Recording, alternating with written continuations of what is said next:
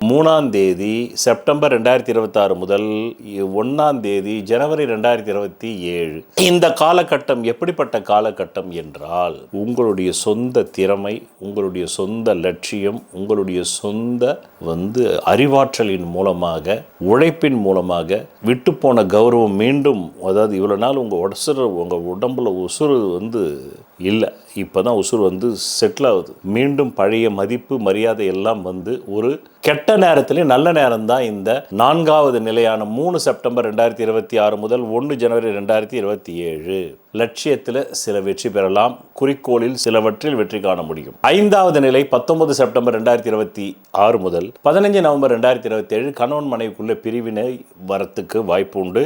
அது நிரந்தர பிரிவினையா இல்லையான்றது உங்கள் அடிப்படை ஜாதகத்தில் நிரந்தர பிரிவினை மாதிரி கிரகம் இருந்தால் நிரந்தர பிரிவினை, இல்லைன்னா தற்காலிக பிரிவினை அப்படின்னு மைண்டில் வச்சுக்கணும். ஒரு டைவர்ஸ் அமைப்பு உண்டு.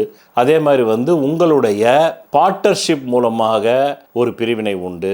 சமூகமே உங்களுக்கு எதிர்ப்பாகும். சில வழக்குகள் எதிர்பாலினம் உங்கள் மேலே சில வழக்குகள், டவுரி கேஸு, வரதட்சணை கொடுமை கேஸு உங்கள் மேலே தரலாம். அதுக்கான வாய்ப்புகள் உண்டு.